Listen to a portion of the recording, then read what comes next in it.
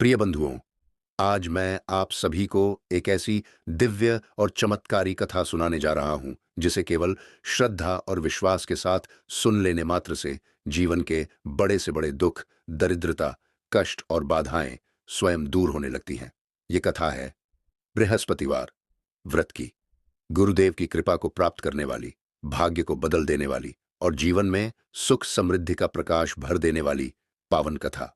प्रिय बंधुओं, कहते हैं कि इस कलयुग में यदि किसी व्यक्ति का भाग्य साथ नहीं दे रहा हो, मेहनत के बाद भी सफलता हाथ न लगती हो, घर में कलह, कर्ज, बीमारी या मानसिक अशांति बनी रहती हो, तो समझ लेना चाहिए कि गुरु कृपा का अभाव है।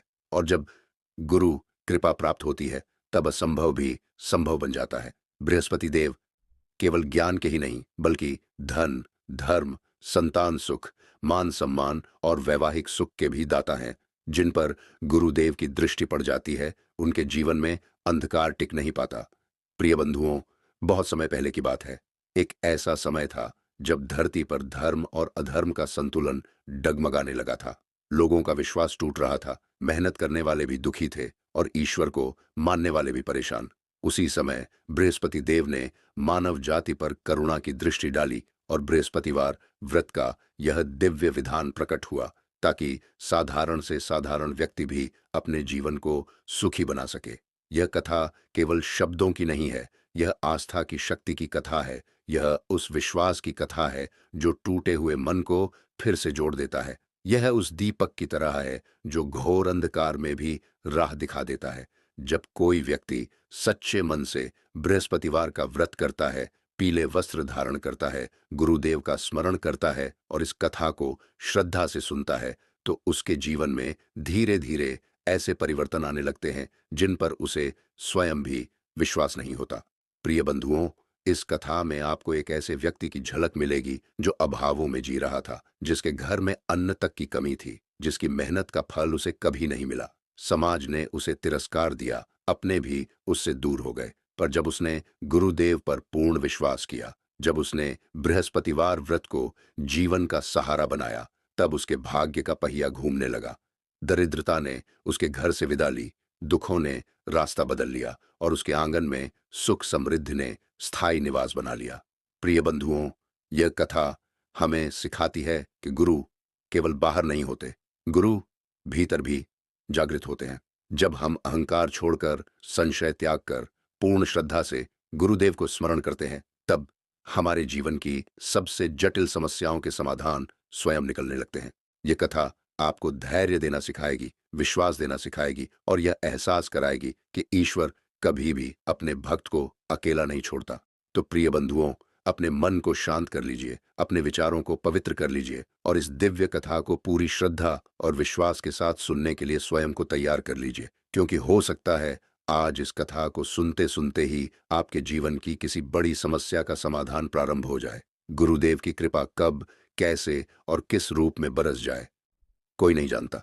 लेकिन प्रिय बंधुओं, कथा शुरू करने से पहले मैं आपको जरूरी बात बता दूं कि कोई भी कथा हो या कोई भी आध्यात्मिक कथा हो, अगर उसे बीच में ही छोड़ दिया जाए तो वह पाप का भागीदार बनता है। इसलिए कथा को अंत तक जरूर सुने और हमारे चैनल को सब्सक्राइब करना न भूले, ताकि ऐसी ही दिव्य और पावन कथा आपको निरंतर मिलती रहे। तो चलिए प्रिय बंधुओं, इस दिव्य कथा की शुरुआत करते हैं। दर्शक बंधु, बहुत समय पहले की बात है। सरयू नदी के तट पर बसा एक छोटा सा, शांत और आध्यात्मिक गांव था, सदाशिवपुर। यह गांव बाहर से साधारण लगता था, लेकिन यहाँ के लोगों के हृदय में श्रद्धा, संस्कार और ईश्वर के प्रति गहरी आस्था बसती थी। इसी गांव में रहता था एक विद्वान लेकिन अत्यंत सरल स्वभाव का व्यक्ति, देवदत्त शर्मा। देवदत्त धनवान नहीं था, पर उसके घर में कभी अभाव नहीं था, क्योंकि वह जो कुछ भी पाता उसे प्रभु की कृपा मानकर स्वीकार करता।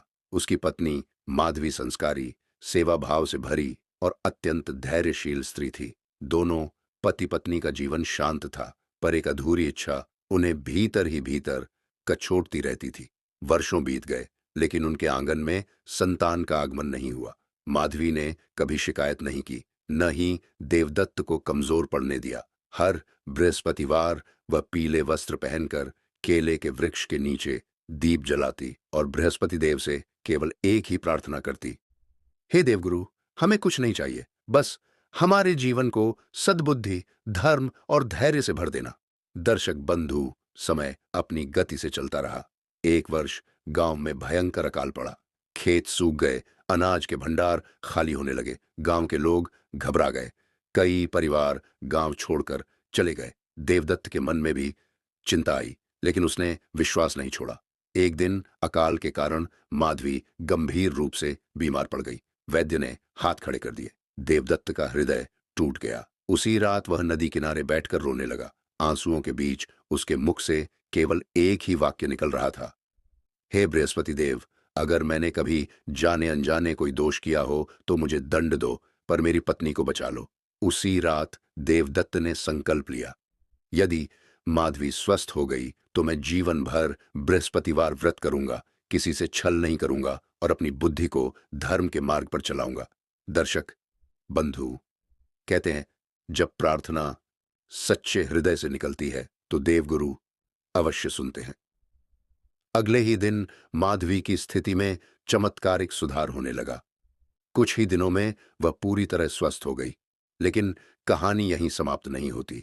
माधवी के स्वस्थ होने के बाद देवदत्त के जीवन में एक नया मोड़ आया। एक दिन गांव के बाहर उसे एक अनाथ बालक मिला, भूखा, प्यासा और भय से कांपता हुआ। उस बालक की आंखों में असहायता थी, लेकिन चेहरे पर अद्भुत तेज। देवदत्त उसे घर ले आया। माधवी ने उसे भोजन कराया, पीले वस्त्र पहनाए। बालक ने पहली बार मुस्कुराकर कहा, मां। उस एक शब्द ने माधवी की आंखों में आंसू भर दिए। उसी क्षण उसने मन ही मन बृहस्पति देव को प्रणाम किया। दोनों ने उस बालक को अपना लिया और उसका नाम रखा धैर्य। दर्शक बंधु, धैर्य के आने से उनका घर सचमुच बदल गया। वह बालक असाधारण बुद्धि का था, कम उम्र में ही शास्त्रों की बातें समझने लगा। देवदत्त ने उसे शिक्षा दी, संस्कार दिए और माधवी ने प्रेम। समय बीतता गया, धैर्य बड़ा हुआ और उसके कारण देवदत्त का घर ही नहीं, पूरा सदाशिवपुर गांव समृद्ध होने लगा। जहां पहले अकाल था वहां अब हरियाली थी, जहां पहले कलह था वहां अब शांति थी। गांव के बुजुर्ग कहते, यह सब बृहस्पति देव की कृपा है। जब बुद्धि शुद्ध होती है तो भाग्य अपने आप सुधर जाता है। दर्शक बंधु, देवदत्त ने जीवन भर अपना बृहस्पतिवार व्रत नहीं छोड़ा। उसने सीखा कि बृहस्पति व्रत केवल संतान, धन या सुख के लिए नहीं होता, बल्कि बुद्धि, धर्म, संयम और सही निर्णय के लिए होता है। कथा के अंत में देवदत्त सभी से यही कहता था, जिस दिन मन में ईर्ष्या, अधर्म और जल्दबाजी आ जाती है, उस दिन बृहस्पति कमजोर पड़ जाते हैं। लेकिन जिस दिन धैर्य, सत्य और श्रद्धा साथ होती है, उस दिन स्वयं देवगुरु हमारा मार्गदर्शन करते हैं। दर्शक बंधु, जो भी श्रद्धा से इस कथा को बृहस्पतिवार के दिन सुनता या सुनाता है, उसके जीवन में बुद्धि का प्रकाश, निर्णय की स्पष्टता और गुरु कृपा अवश्य प्राप्त होती है। प्रिय बंधुओं, अभी हम बृहस्पतिवार व्रत की 3 सीख के बारे में जानेंगे। पहली सीख, अंडरस्कोर, बृहस्पतिवार व्रत बुद्धि और सही निर्णय को जागृत करता है। ये कथा सिखाती है कि बृहस्पति देव केवल धन या संतान ही नहीं देते, बल्कि मनुष्य की बुद्धि को शुद्ध करते हैं। जब देवदत्त ने धैर्य और धर्म के मार्ग पर चलने का संकल्प लिया, तभी उसके जीवन की दिशा बदल गई। सही सोच और विवेक ही सच्ची समृद्धि का आधार है। दूसरी सीख, धैर्य, श्रद्धा और संयम से ही गुरु कृपा प्राप्त होती है। माधवी और देवदत्त ने कठिन समय में भी ईश्वर पर विश्वास नहीं छोड़ा। बृहस्पतिवार व्रत का सार यही है कि जल्दबाजी, ईर्ष्या और अधर्म से दूर रहकर धैर्य के साथ कर्म किया जाए। गुरु कृपा तभी मिलती है जब मन स्थिर और श्रद्धा से भरा हो। तीसरी सीख, निस्वार्थ सेवा और धर्म से भाग्य स्वतः बदलता है। अनाथ बालक धैर्य को अपनाना देवदत्त का सबसे बड़ा पुण्य कर्म था। बृहस्पतिवार व्रत यह सीख देता है कि सेवा, करुणा और धर्म के मार्ग पर चलने से न केवल स्वयं का जीवन सुधरता है, बल्कि पूरे समाज में सकारात्मक परिवर्तन आता है। प्रिय बंधुओं, अभी हम बृहस्पतिवार व्रत की संपूर्ण कथा को जानेंगे। बहुत प्राचीन समय की बात है। उत्तर दिशा में बसे एक छोटे से नगर में धर्मदत्त नाम का एक ब्राह्मण रहता था। वह अत्यंत विद्वान, शांत स्वभाव और भगवान विष्णु का परम भक्त था। परंतु उसके जीवन में सुख सुविधाओं का अभाव था। घर में दरिद्रता इतनी अधिक थी कि कई बार भोजन का भी अभाव हो जाता था। धर्मदत्त की पत्नी सुलक्षणा पतिव्रता और धर्मपरायण थी। वह बिना किसी शिकायत के हर कष्ट को सहती, पर उसके मन में एक ही पीड़ा रहती थी कि इतनी भक्ति और सच्चाई के बाद भी उनके जीवन में दुख क्यों है। एक दिन सुलक्षणा ने अपने पति से कहा, स्वामी, मैंने सुना है कि जो मनुष्य श्रद्धा से बृहस्पतिवार का व्रत करता है, उसके घर से दरिद्रता दूर हो जाती है और भगवान विष्णु तथा देवगुरु बृहस्पति की कृपा प्राप्त होती है। धर्मदत्त ने मुस्कुराते हुए उत्तर दिया, यदि प्रभु की यही इच्छा है तो हम अवश्य इस व्रत को करेंगे। अगले बृहस्पतिवार से दोनों ने नियम पूर्वक व्रत आरंभ किया। पीले वस्त्र धारण किए, केले के पेड़ की पूजा की, पीले पुष्प, चने की दाल, गुड़ और हल्दी अर्पित की। सुलक्षणा पूरे दिन व्रत रखती और शाम को कथा सुनती। वे दोनों सच्चे मन से भगवान विष्णु का ध्यान करते और गुरुदेव बृहस्पति से अपने जीवन की कठिनाइयों को दूर करने की प्रार्थना करते। कुछ समय बीता। एक दिन उनके घर एक साधु पधारे। सुलक्षणा ने उन्हें श्रद्धा से पीला वस्त्र, भोजन और दक्षिणा दी। साधु ने प्रसन्न होकर कहा, देवी, तुम्हारी श्रद्धा और सेवा से मैं अत्यंत संतुष्ट हूं। तुम्हारे जीवन के कष्ट शीघ्र ही दूर होंगे। यह कहकर साधु अंतर्ध्यान हो गए। वास्तव में वे स्वयं देवगुरु बृहस्पति थे। कुछ ही दिनों बाद धर्मदत्त को राजा के दरबार से बुलावा आया। उसकी विद्या और सच्चाई से प्रसन्न होकर राजा ने उसे राजगुरु नियुक्त कर दिया। सम्मान, धन और यश स्वयं उनके चरणों में आ गए।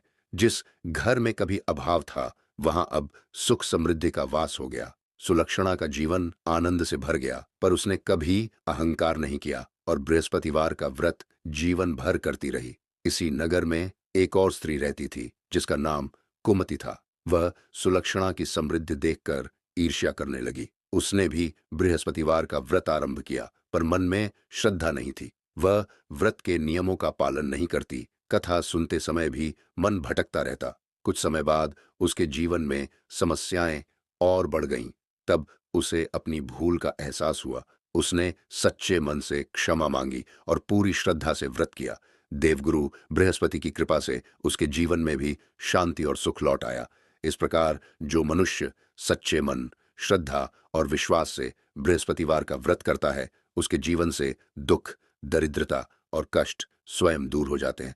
भगवान विष्णु और देवगुरु बृहस्पति की कृपा से घर में धन धान्य, सुख शांति और समृद्धि का वास होता है। यही इस दिव्य कथा का सार है। जय देव गुरु बृहस्पति।